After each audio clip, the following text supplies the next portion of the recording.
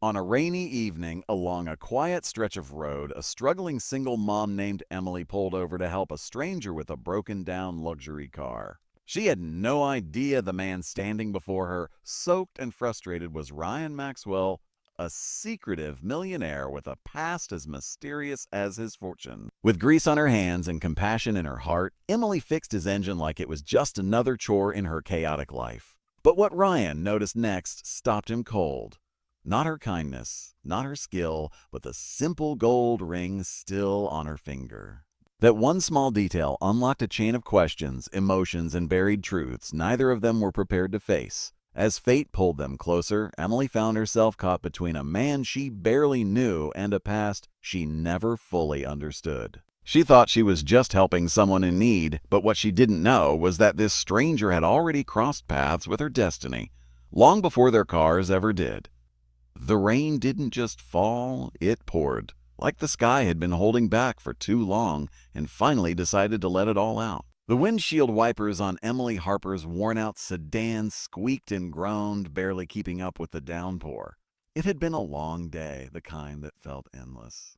She'd worked a double shift at the diner and then spent 2 more hours helping her elderly neighbor fix a leaky sink. Her hands were still stained with grease and dish soap. Her back ached, her feet were numb, and she could already picture the dishes piled in the sink at home, her kids' homework sprawled across the kitchen table, and the cold leftovers that waited in the fridge. But she kept going. She always did. Her little car, a battered red Corolla that had been with her through thick and thin, groaned as she took a turn onto the winding stretch of road leading to her modest neighborhood. The headlights cut through the mist like tired eyes. That's when she saw it. On the side of the road, half shrouded by the curtain of rain, a sleek black sports car sat idle, its hazard lights blinking like a distress call in the night. Steam billowed from under the hood, and the figure inside looked more than a little out of place. Emily slowed down and pulled over, parking a few feet behind the vehicle. She flicked on her hazards, grabbed a flashlight from the glove box, and stepped out into the storm. The rain was cold and sharp against her skin, instantly soaking her hoodie and jeans. She pulled the hood over her head and walked toward the car, her boots splashing through shallow puddles on the roadside. Inside the luxury car sat a man in a dark suit, his hair damp and slightly disheveled. He looked to be in his early 30s, well-groomed despite the weather and very clearly out of his element. He was talking on the phone, frustration written all over his face as he gestured toward the smoking engine. Whoever he was talking to wasn't helping much. With a sigh, he ended the call and ran a hand through his wet hair. Emily rapped gently on the window with the back of her flashlight. The man looked up, surprised. He rolled down the window partway. "Can I help you? Can I help you?" Actually, Emily said with a faint, tired smile, "I was going to ask you the same thing. Looks like your car is having a meltdown." He exhaled sharply, a puff of breath visible even through the warmth of the luxury interior. "Yeah, no kidding. Something with the engine." "I've called roadside assistance twice. Still waiting." Emily glanced at the steam. "You'll be waiting a while. In this weather, they'll probably take an hour if you're lucky." The man gave a bitter chuckle. Great. "I'm Emily," she said, extending a hand that was still slightly stained with engine grease. Mind if I take a look?" He raised an eyebrow. You're a mechanic?" Sort of. I work tables, fix cars, raise kids, and keep the lights on, all at the same time." There was a pause. He seemed uncertain. Then, realizing he didn't really have other options, he nodded. "I'm Ryan." He stepped out of the car, immediately hit by the cold rain. He shivered but tried to play it cool. Emily popped the hood with ease and waved her flashlight inside. "A Ferrari?" she asked casually, peering into the maze of high-performance parts. "Yeah," Ryan replied. "It's new." "Well, that's ironic. Looks like your serpentine belt slipped or snapped. Could have been worse. You're lucky it didn't fry the whole system." Ryan looked at her as if she'd just spoken fluent Mandarin. "A serpentine what now?" She chuckled softly and rolled up her sleeves. "Don't worry about it. If you've got a basic toolkit in your trunk, I can at least get it patched enough to move." Opened the trunk, revealing a pristine toolkit, probably never used. Emily pulled out what she needed and got to work, completely unfazed by the rain or the intimidating complexity of the engine. Ryan watched, partly in awe, partly in disbelief. This woman, soaked to the bone and half his size, moved with confidence and precision. No hesitation, no fear. So, what do you do when you're not saving broken-down billionaires in the middle of a storm?" he asked, trying to lighten the mood. Well, Emily didn't look up. Waitress, part-time mechanic, full-time mom. Ryan nodded slowly. "Oh, wow, that's a lot."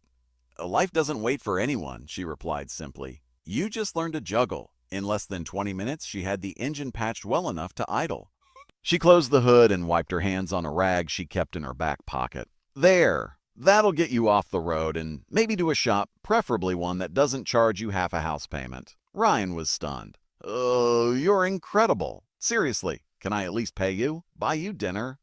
Emily smiled and shook her head. "Appreciate it, but I've got 2 kids waiting on me. And a microwave lasagna with my name on it." As she turned to leave, Ryan caught a glimpse of her left hand. Despite the grease and grime, something shone faintly on her ring finger, a gold band, simple but unmistakable. His expression shifted. "Wait, are you married?" Emily paused at the door of her car, rain dripping from her hood. She glanced at the ring, then back at him. Not exactly. It's complicated." She didn't say another word. She slid into her car, started the engine, and drove off into the night. Ryan stood there, engine running behind him, more confused than he'd been before she arrived. Who was this woman, and why did she feel so familiar? What Emily didn't know, what she couldn't have known, was that Ryan Maxwell wasn't just a grateful stranger. He was a man with secrets. Secrets that would soon come crashing into her life. The hiss of steam from under the hood cut through the rain like a whisper of something gone wrong. Emily had barely rolled up her sleeves before she was elbow deep in the tangled guts of the Ferrari. To most people, it would have looked like a maze of wires, pipes, and pressure waiting to explode. But to her, it was just another puzzle, and she was good at solving puzzles. Ryan stood a few feet behind her, arms crossed, completely out of his element. His expensive leather shoes were already soaked, and his tailored jacket was starting to cling to his shoulders. He was used to boardrooms, algorithms, quarterly earnings, not broken belts and grease stains. Yet here he was, watching a woman who probably made less in a year than his watch was worth handle his car like she built it herself. Emily tugged at a stubborn piece of the engine, her brow furrowed in concentration. Overheated, she mumbled mostly to herself. A belt, loose or shredded. Probably from poor tension. Fancy car, cheap parts, that's the usual story. "Oh, you sound like you've done this 100 times, Ryan said, trying to mask his growing admiration. She didn't look up. "Oh, more like 1,000. My Corolla's held together with duct tape and coffee-fueled prayer." Ryan chuckled, then asked, "Oh, so who taught you all this?" Emily paused for a second. There was a flash of something behind her eyes, an old memory surfacing. "My ex-husband," she replied shortly. "He was a mechanic. Taught me everything before he left." The tone in her voice was matter-of-fact, but there was weight behind the words. Ryan picked up on it and decided not to push. He just nodded. "Well, his loss," he said softly. Emily didn't respond. She was too focused. In less than 30 minutes, she had used a combination of know-how, intuition, and sheer determination to fix the loose belt and cool the engine down enough to run idle. It wasn't perfect, but it was enough to move the car to safety. She wiped her hands on a rag and gave the engine a few final taps. "You're good, for now. Just don't push it. Drive it somewhere dry. Let it cool off completely. And don't drive it like you stole it." Ryan smiled. "You fixed a Ferrari in the rain. That's impressive." Emily shrugged. "It's just metal and parts, like any other machine." "A still," Ryan said, reaching into his coat pocket. "Let me pay you, or at least buy you dinner or something. What you just did, most people would have just driven by." Emily hesitated for a moment, then shook her head with a polite smile. Thanks, but I've got 2 kids at home. They're probably elbow deep in snack wrappers and fighting over the remote by now. Spaghetti night." Kids?" Ryan echoed, surprised. "You don't look old enough to have kids." Emily laughed, a genuine laugh that caught him off guard. "A flattery's not necessary. They're 9 and 6. Good kids. Loud, messy, but good." Ryan smiled, but his mind was already spinning. There was something about her, something rare, confidence without ego, strength without bitterness. She didn't ask for anything, didn't expect praise. She just did what needed to be done and moved on.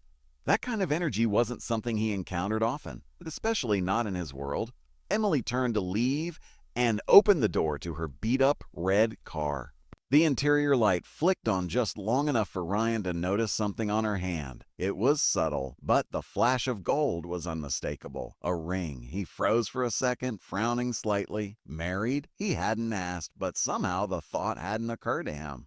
The way she talked about her ex-husband made it sound final. So why was she still wearing the ring? "Emily?" he called out before she could close the door. She paused and turned toward him. Are you still married?" Her eyes dropped for a moment, then met his again. There was a flicker of sadness in them, but also a kind of strength that made her seem even more unshakable. "It's complicated," she said quietly. Good night, Ryan." Before he could say another word, she shut the door, started the engine, and drove off into the misty night. Her taillights faded quickly into the fog, leaving Ryan standing alone by his newly functional car, drenched and strangely thoughtful. He got back into his Ferrari, but for once he didn't start it right away. Instead, he sat there, replaying the entire encounter in his head. Something about her had unsettled him, not in a bad way, but in a way that left him asking questions he wasn't used to asking.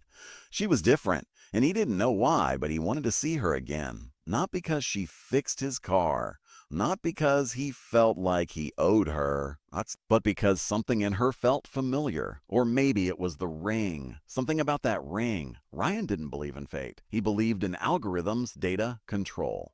But as he finally started the car and merged back onto the road, he couldn't shake the feeling that this night hadn't happened by chance. He didn't know it yet, but that brief moment by the roadside was just the beginning. Something much deeper connected them, something buried, waiting to be uncovered, and soon it would be. The sun hadn't even fully risen when Emily slipped into her uniform and tied her hair into a quick ponytail.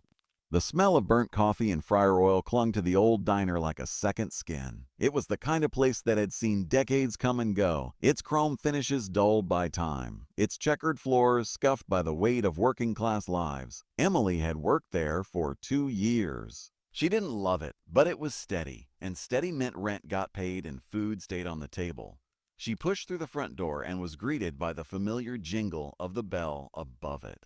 The place was quiet, just the way she liked it in the mornings. 2 old-timers sipping coffee at their usual booth, a nurse in scrubs flipping through her phone at the window bar, and her steps faltered.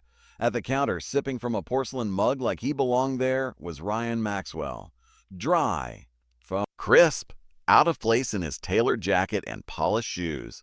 Emily blinked, uncertain if it was really him, but it was. The man with the Ferrari, the broken-down millionaire, sitting in her workplace like it was a casual stop on his route. He caught her stare and grinned. "A morning? You tracked me down?" she said, half amused, half annoyed as she slipped behind the counter and grabbed a coffee pot. "I asked a few questions," he said. "I said? A mechanic waitress with 2 kids who fixed a Ferrari in the rain is a pretty rare combination." Emily raised an eyebrow. So this is what, a thank you visit?" Something like that. He leaned forward, lowering his voice. "I came to offer you a job." That stopped her mid-pour. What? A job?" Ryan repeated calmly. "I own a small warehouse outside of town. It holds a private car collection, mostly vintage, some custom builds. It needs work. So do I. You, on the other hand, have skill and grit. 2 things I'm short on lately." She laughed, setting the pot down with a clink. "You're offering me a job as a mechanic?" "Pays 5 times what you make here," he said, unbothered. Emily looked around at the faded booths, the flickering neon sign above the pie case, the rust on the coffee machine that no one had bothered to fix for months. She didn't doubt he was telling the truth about the money, but it still didn't make sense. Why would you hire a waitress/single mom over a certified mechanic? Ryan didn't hesitate. Because none of them pulled over in the rain. There it was again, that quiet honesty. That look in his eyes that said he didn't say things he didn't mean. Emily crossed her arms. "You always hand out jobs to strangers who fix your car, only the ones who impress me." She shook her head, equal parts flattered and wary. "You don't know me." Maybe not," Ryan said, pulling something from his coat pocket. "A business card? Plain white, no company logo, just a name, Ryan Maxwell, and a phone number. But I trust what I saw." He placed it gently on the counter and slid it toward her. Emily looked at the card but didn't touch it. "I'll think about it." Fair enough," he said, then glanced down at her left hand. His expression softened. About yesterday, I'm sorry if I crossed a line. I didn't know you were married. She followed his eyes to her ring, simple gold, faintly scratched from years of wear. Wear. I'm not, she said after a pause. Her voice was steady but quiet. It's complicated. Ryan didn't press, but something shifted in his gaze. Curiosity, yes, but not the invasive kind. The kind that wanted to understand, not pry. He nodded. Well, sometimes the best stories are. Emily gave a small smile, the first real one of the morning. That sounds like something people say when they're hiding their own story. Ryan's eyes crinkled slightly, amused. A touche. She reached for a clean mug, poured fresh coffee, and slid it across the counter toward him. On the house. For being persistent. He raised the cup in mock salute. I'll take it. The bell on the diner door rang again, pulling her attention away as more customers filtered in. The moment passed, but the air felt different now, charged, as if something unseen had shifted between them. By the time her mid-morning break came, Ryan was gone. The coffee cup sat empty on the counter. The business card still lay untouched beneath it. Emily picked it up, turning it over in her fingers. Ryan Maxwell. No job title, no address, just a name and a number. She slipped it into her apron pocket, heart thudding with a mix of uncertainty and curiosity. Who was this man, really? And what did he want with her, a single mom juggling work and motherhood by a thread? One thing was clear, the ring on her finger might have warned most people away, but not Ryan.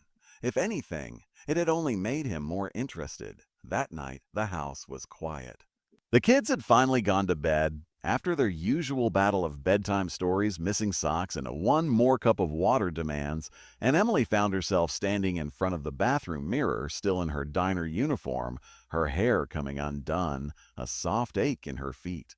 But her eyes weren't on her reflection, they were on the ring. It sat on her finger, small and golden, catching the dim light of the overhead bulb. She'd worn it every single day for the last 3 years. Not out of habit, but out of memory. Out of love. Out of something deeper than even she could explain. It wasn't a wedding ring, not technically. Her husband, Daniel, had given it to her the night before his deployment. He'd knelt in their tiny kitchen in front of an open pizza box and 2 laughing toddlers and slipped it on her finger with a crooked grin.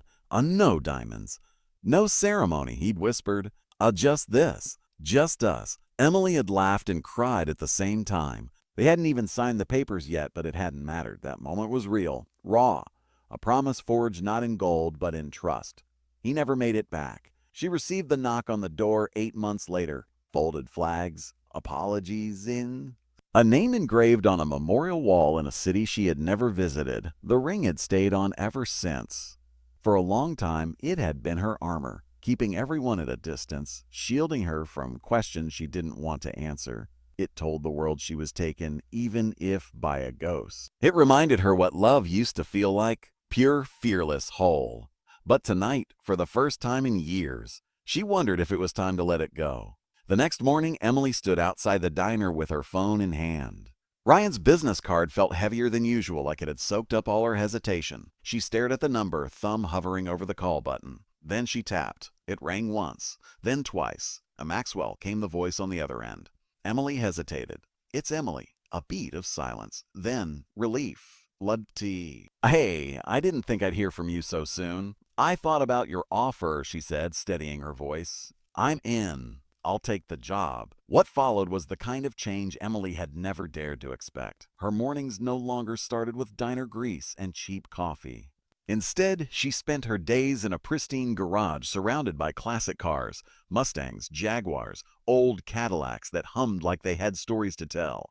Ryan's collection was immaculate but in need of love, and she gave it that love, every bolt, every tune-up, every stroke of polish. Ryan was always nearby, not in a bossy way, but in a curious, respectful one. He'd bring her lunch, ask about carburetors and piston rings, and listen with genuine fascination as she explained things most people found boring. Over time, the walls between them thinned. Ryan opened up about his life. The cold boardrooms, the backstabbing investors, the pressure of always being the smartest man in the room. He confessed how loneliness had become his most loyal companion, how trust for him had always been transactional. But Emily wasn't like anyone he'd met.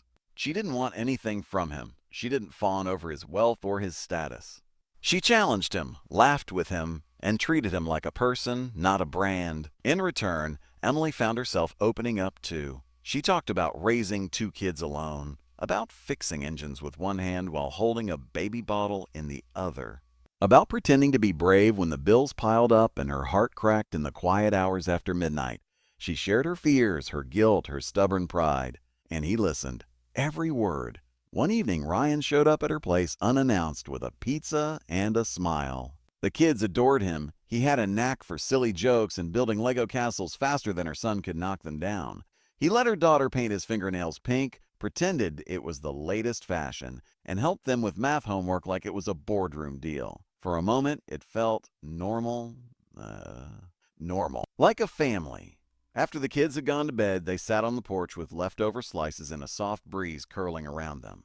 Ryan glanced at her hand and blinked. "You're not wearing the ring," he said gently. Emily looked down, her bare finger catching the moonlight. She exhaled slowly. "I know." "I'm not." Ryan didn't say anything at first. He didn't want to assume. Did something change? He finally asked, voice low. Emily turned to him, eyes glistening, not with sadness but with clarity. "Yes," she said softly. "I'm ready to move on." The silence that followed wasn't awkward. It was meaningful, full of unspoken understanding. "I wasn't sure I ever could," she added. But you reminded me what real kindness looks like and what hope feels like again." Ryan reached out not to grab her hand, but just to rest his own beside hers. Close enough to touch, but still giving her space. Always giving her space. "You don't have to rush anything," he said. "I'm not," Emily said. "I'm not," Emily said. But I'm not hiding anymore either." The old ring now rested in a box inside her drawer. Not forgotten, but honored. She wasn't erasing the past. She was just finally letting herself imagine a future. 3 months had passed since Emily accepted Ryan's offer, and her life had slowly started to feel unrecognizable in the best possible way. Gone were the days of juggling double shifts, duct taping her car's muffler, and patching together a smile for the kids while hiding her exhaustion. In their place were meaningful work, laughter-filled dinners, and something she thought she'd lost forever, hope. It hadn't all been easy. Trust wasn't a light switch. But Ryan had proven time and time again that he was different, patient, genuine, present. So when he invited her and the kids to a charity gala he was hosting, she said yes, even though the idea of ball gowns and red carpets made her stomach churn. The night of the event, her living room looked like a fashion whirlwind. Her daughter twirled in a sparkly dress Ryan had sent over, and her son insisted on wearing his clip-on superhero tie, all because it made him look cool. Emily stood in front of the mirror, adjusting the elegant navy blue gown loaned to her by one of Ryan's stylists. She barely recognized the woman staring back. When they arrived at the venue, flashbulbs lit up the night. The gala was held in a glass-walled ballroom atop one of the city's tallest buildings. Chandeliers shimmered above a sea of tuxedos and designer gowns. Waiters glided past with silver trays of hors d'oeuvres, and a string quartet played in the corner like a scene from a fairy tale. Emily felt out of place at first, until Ryan appeared beside her, dressed in a perfectly tailored black suit, smiling like she was the only person in the room. "You look stunning," he whispered. "I feel like I borrowed someone else's life," she said with a nervous laugh. "Maybe," Ryan said, "but you wear it better." He introduced her to CEOs, celebrities, and foundation board members, never once letting go of her hand. He made sure her kids were treated like VIP too. Her daughter even danced with a senator's wife, while her son explored a table filled with futuristic gadgets donated for auction. Then came the photos. A red carpet had been set up near the ballroom entrance. Ryan gently guided her toward it.